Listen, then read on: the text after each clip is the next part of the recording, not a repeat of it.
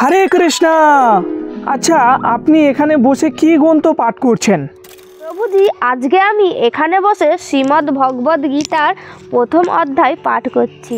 আমি যেখানটা পড়ছিলাম শ্রীমদ্ ভগবদ গীতার প্রথম অধ্যায়ের 15 নম্বর শ্লোকের অনুবাদে এখানে বলা হয়েছে, শ্রীকৃষ্ণ তার পাঞ্চজন্য নামক শঙ্খ বাজালেন, অর্জুন বাজালেন তার দেবদত্ত নামক শঙ্খ, এবং ভীমকর্মা ও অতিভোজ ভীমসেন বাজালেন পৌণ্ড নামক তার বিশাল শঙ্খ। আচ্ছা, আপনি এই যে গীতার প্রথম অধ্যায় পাঠ করছেন, এই গীতার প্রথম অধ্যায় কেউ যদি পাঠ করে তিনি কি লাভ করবেন? মানে এই গীতার প্রথম অধ্যায় পাঠ করলে কি তার মাহাত্ম্য? প্রভুজি, বলা হচ্ছে কেউ যদি শ্রীমদ্ ভগবদ গীতার প্রথম অধ্যায় পাঠ করে, শ্রবণ করে বা আবৃত্তিকরণ করে, তাহলে সেই ব্যক্তি এই জড় দুঃখ দুর্দশাপূর্ণ সাগর অতিক্রম করে ভগবান শ্রীকৃষ্ণের পাদপদ্মে সেবা লাভ করে। এই বিষয়ে তোতা পাখির একটি খুব সুন্দর কাহিনী আছে।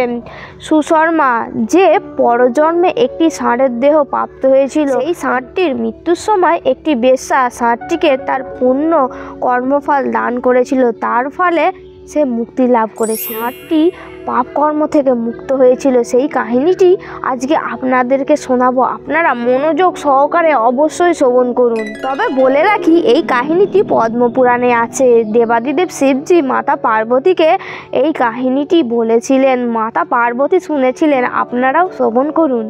পার্বতী দেবী শিবজিকে বলছেন, হে প্রভু, সকল অপার্থিব সত্য আপনার অবগত, আপনার কৃপায় আমি লীলা পুরুষোত্তম ভগবান শ্রীকৃষ্ণের মহিমা শ্রবণ করেছি। হে ভগবান, এখন আমি আপনার কাছে যা শ্রবণ করলে ভগবান শ্রীকৃষ্ণের প্রতি ভক্তি বৃদ্ধি পায়, শ্রীকৃষ্ণের মুখনিঃসৃত সেই শ্রীমদ্ ভগবদ গীতা মাহাত্ম্য শ্রবণে অভিলাষী। তখন শিবজি বললেন, জলদ মেঘবর্ণ যার রূপ, পক্ষীরাজ গরুর যার বাহন, অনন্ত শেষ যা শয্যা, সেই অপার মহিমামণ্ডিত ভগবান বিষ্ণুকে আমি সর্বদা উপাসনা করি।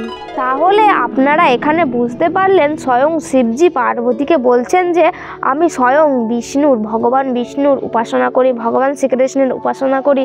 তাহলে আমাদেরও কর্তব্য ভগবান শ্রীকৃষ্ণের উপাসনা করা। অবশ্যই ভগবান শ্রীকৃষ্ণের উপাসনা করবেন, পূজা করবেন, সেবা করবেন। শিবজি বললেন, প্রিয়ে পার্বতী, একসময় মোর নামক দৈত্যকে বধ করার পর ভগবান বিষ্ণু অনন্ত শয্যায় শান্তিতে বিশ্রাম করছিলেন তখন বিশ্বের সকল ঐশ্বর্য প্রদানকারী লক্ষ্মী তাকে শ্রদ্ধার সঙ্গে জিজ্ঞাসা করলেন, ভগবান, আপনি সারা বিশ্বের ধারক ও বাহক হয়েও এই ক্ষীর সমুদ্রে অস্বাচ্ছন্দ্যে নিদ্রিত আছেন, এর কারণ কি? তখন ভগবান বিষ্ণু উত্তর দিলেন, প্রিয়ে লক্ষ্মী, আমি নিদ্রামগ্ন নই।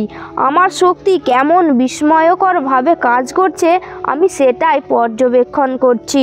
আমার এই বিস্ময়কর শক্তির দ্বারাই আমি সব কিছু নিয়ন্ত্রণ করছি, তথাপি আমি স্বতন্ত্র। আমার এই দিব্য কার্যকলাপ স্মরণ করে বড় বড় ভক্ত ও যোগীরা জন্ম মৃত্যুর চক্র থেকে নিজেদের মুক্ত করতে সক্ষম হন এবং আমার নিত্য চিন্ময় প্রকৃতি প্রাপ্ত হন। লক্ষ্মীদেবী বললেন, হে সর্বনিয়ামক, আপনি মহান যোগীদের ধ্যানের লক্ষ্য, আপনাকে বাদ দিয়ে কিছুই চলতে পারে না। তৎসত্ত্বেও আপনি স্বতন্ত্র। আপনি এই জড়জগতের সব কিছুর সৃষ্টি, স্থিতি ও ধ্বংসের কারণ। যে শক্তির জন্য আপনিও এখানে শায়িত অবস্থায় ধ্যানমগ্ন, আপনার সেই অতি আকর্ষণীয় বিস্ময়কর শক্তির কার্যাবলী সম্পর্কে দয়া করে আমাকে অবগত করান। ভগবান বিষ্ণু বললেন, হে প্রিয়ে, আমার সেবায় যার প্রবণতা আছে সেই আমার বহুবিধ কর্মশক্তি, এবং কিভাবে এই জন্ম মৃত্যুর বন্ধন থেকে মুক্ত হয়ে বিশুদ্ধ বুদ্ধি দ্বারা আমার নিত্য প্রকৃতি সম্বন্ধে জানা যায় তা উপলব্ধি করতে পারে। শ্রীমদ্ ভগবদ গীতায় এই দিব্য জ্ঞানের কথা বিশদভাবে ব্যাখ্যা করা হয়েছে।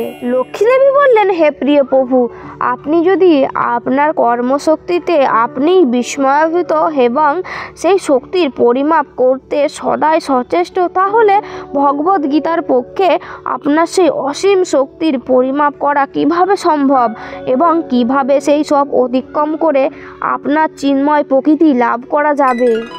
ভগবান বিষ্ণু বললেন, আমি নিজেই ভগবদ গীতা রূপে প্রকাশিত হয়েছি, গীতার প্রথম 5টি অধ্যায় আমার 5টি মস্তক, পরের 10টি অধ্যায় হলো আমার 10টি বাহু এবং ষোড়শ অধ্যায়টি আমার উদর এবং শেষের 2টি অধ্যায় হলো আমার চরণ। এভাবেই ভগবদ্গীতার বিগ্রহকে বুঝতে হবে। ভগবদ্গীতা হলো সর্বপাপ নাশক। বলা হচ্ছে কোনো বুদ্ধিমান ব্যক্তি যদি প্রতিদিন গীতার একটি করে অধ্যায়, একটি করে শ্লোক বা অর্ধ শ্লোক বা অন্ততপক্ষে 1/4 শ্লোকও পাঠ করে তাহলে সেই ব্যক্তির সুশর্মার মতো গতি হবে। লক্ষ্মী দেবী জিজ্ঞাসা করলেন সুশর্মা কে ছিল, সে কোন শ্রেণীর অন্তর্গত এবং তার কি গতি হয়েছিল?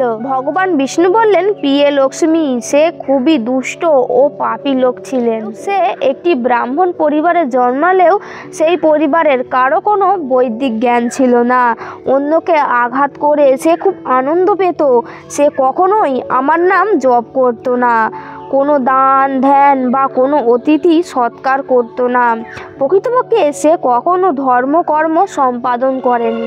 জীবিকা নির্বাহের জন্য সে শাক পাতা সংগ্রহ করত এবং সেইগুলি বাজারে বিক্রি করত।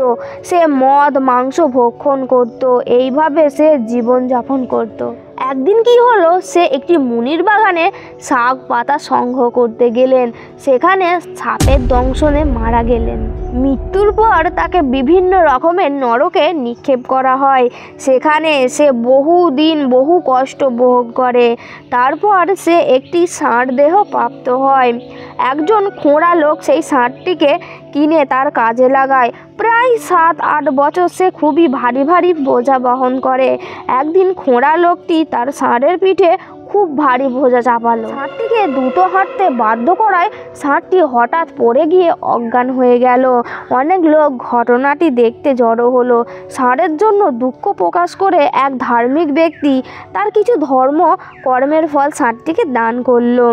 সেই দেখে দাঁড়িয়ে থাকা অন্যান্য লোকেরা তাদের ধর্মকর্মের কথা স্মরণ করতে শুরু করে দিল এবং তাদের কিছু পুণ্য ফল ষাঁড়টিকে দান করলো। আবার সেই ভিড়ের মধ্যে একটি বেশ্যাও ছিল। সে কখনো কোনো পুণ্যকর্ম করেছে কিনা সে জানতো না, কিন্তু প্রত্যেকেই ষাঁড়ের প্রতি তাদের পুণ্যফল দান করতে দেখে কখনো যদি সে কোনো পুণ্যকর্ম করে থাকে তবে তার সেই ফল সে ষাঁড়টিকে অর্পণ করলো। এরপর ষাঁড়টি মারা গেল। মৃত্যুর দেবতা যমরাজের আলয়ে তাকে নিয়ে আসা হলো। এখানে যমরাজ সেই ষাঁড়টিকে জানালো যে বেশ্যাটি তার পুণ্য কর্মফল তোমাকে দান করায় তুমি পূর্বকৃত পাপকর্মের প্রতিক্রিয়া থেকে মুক্ত হয়েছ। এরপর তার বৈদিক সংস্কৃতি সম্পন্ন ব্রাহ্মণ পরিবারে জন্ম হলো সেই ষাঁড়টির। কিন্তু সে পূর্বজীবনের কথা স্মরণ করতে পারত। অনেক দিন পর তাকে নারকীয় অবস্থা থেকে মুক্তির কারণ যে বেশ্যাটি তাকে খুঁজে বার করতে মনস্থ করলো। ব্রাহ্মণটি বেশ্যাটিকে অনেক করে খুঁজতে লাগলো। খুঁজে পাওয়ার পর ব্রাহ্মণটি বেশ্যাটিকে তার পরিচয় দান করে তাকে জিজ্ঞাসা করলেন কি এমন পুণ্য কাজ তুমি করেছিলে যার ফলে আমার নারকীয় অবস্থা থেকে আমাকে মুক্তি দিয়েছে? বেশ্যাটি উত্তর করল, হে মহাশয়, এই খাঁচার মধ্যে একটি তোতা পাখি আছে। সে রোজ কিছু আবৃত্তি করে। তার সেই আবৃত্তি শুনে আমার মন সম্পূর্ণ বিশুদ্ধ হয়েছে। সেই আবৃত্তি শোনার ফল আমি তোমাকে দিয়েছি। এরপর উভয়ই গেল সেই তোতা পাখিটি আবৃত্তি শোনার জন্য। তখন বেশ্যাটি ও ব্রাহ্মণটি তোতা পাখির কাছে গিয়ে তার পূর্বজন্মের ইতিহাস জিজ্ঞাসা করলো। তখন তোতা পাখিটি তার পূর্বজন্মের কথা স্মরণ করে বলল, আমি পূর্বজন্মে এক পণ্ডিত ব্রাহ্মণ ছিলাম, কিন্তু অহংকারবশত আমি অন্য সকল পণ্ডিত ব্যক্তিদের বিদ্রূপ করতাম। আমি খুব ঈর্ষাপরায়ণ ছিলাম। মৃত্যুর পর বহু নরকে নিক্ষিপ্ত হয়ে দীর্ঘকাল যন্ত্রণা ভোগের পর আমি এই পাখি দেহ লাভ করেছি। আমার অতীতের পাপকর্মের জন্য শৈশবেই আমার পিতামাতার মৃত্যু হয়। একদিন যখন আমি তপ্ত বালির উপর কোনো সংরক্ষণ ছাড়াই পড়েছিলাম তখন কতিপয় ঋষি আমাকে দেখতে পান। আমাকে তারা তাদের আশ্রমে নিয়ে গিয়ে একটি খাঁচার মধ্যে রেখে দেন। সেখানে ঋষিদের ছেলেমেয়েরা শ্রীমদ্ ভগবদ্ গীতার প্রথম অধ্যায়ের আবৃত্তি করা শিখছিলেন। তারা শ্লোকগুলি বারবার আবৃত্তি করছিলেন। আমিও তাদের সঙ্গে বারবার শ্লোকগুলি আবৃত্তি করা শুরু করলাম। অল্পকাল পরেই এক তস্কর সেখান থেকে আমাকে অপহরণ করে এই ধর্মপরায়ণা মহিলার কাছে বিক্রি করে দেয়। তাহলে বুঝতে পারলেন, সেই পাখিটিকে আশ্রম থেকে চুরি করে নিয়ে একটি চোর বেশ্যাটির কাছে বিক্রি করে দেয়। ভগবান বিষ্ণু বলতে লাগলেন, শ্রীমদ্ ভগবদ্ গীতার প্রথম অধ্যায় আবৃত্তি করে সেই তোতা পাখিটি শুদ্ধ হয়েছিল। আবৃত্তি শুনে সেই বেশ্যাটিও পূর্ণরূপে পরিশুদ্ধ হয়। আর আবৃত্তি শোনার কিছু পুণ্য ফল লাভ করে সুশর্মাও পূর্ণরূপে বিশুদ্ধ হয়ে গেল। কিছুকাল ভগবদ্ গীতার প্রথম অধ্যায়ের মাহাত্ম্য আলোচনার পর সুশর্মা নিজ গিয়ে প্রত্যাবর্তন করল এবং তারা তিনজন ব্যক্তিগতভাবে শ্রীমদ্ ভগবদ্ গীতার প্রথম অধ্যায়ের আবৃত্তিতে রত হলো। শীঘ্রই তারা পরম ধাম বৈকুণ্ঠে পৌঁছে গেল। তাহলে এখান থেকে আমরা বুঝতে পারছি, শ্রীমদ্ ভগবদ্ গীতার প্রথম অধ্যায় আমরা যদি পাঠ করি, শ্রবণ করি বা আবৃত্তি করি, তাহলে অনায়াসেই বৈকুণ্ঠ ধাম আমরা লাভ করতে পারবো, সেখানে পৌঁছতে পারবো। আমরা যদি এই দুঃখময় ভব সংসার থেকে মুক্তি পেতে চাই, ভগবানের পাদপদ্মে সেবা লাভ করতে চাই, তাহলে অবশ্যই শ্রীমদ্ ভগবদ্ গীতার প্রথম অধ্যায় পাঠ করতে হবে, শ্রবণ করতে হবে ও আবৃত্তি করতে হবে। এটা ছিল গীতার প্রথম অধ্যায়ের মাহাত্ম্য। এভাবে গীতার আরও 17টি অধ্যায়ের মাহাত্ম্য আসবে। আপনারা আমাদের সঙ্গে থাকুন। আর এই ভিডিওটি যদি আপনাদের ভালো লেগে থাকে তাহলে একটি লাইক করুন, কমেন্ট করুন, শেয়ার করুন। আর এরকম ধরনের ভিডিও পাওয়ার জন্য চ্যানেলটিকে সাবস্ক্রাইব করুন, আমাদের সঙ্গে থাকুন। ততক্ষণে ভালো থাকবেন। হরে কৃষ্ণ।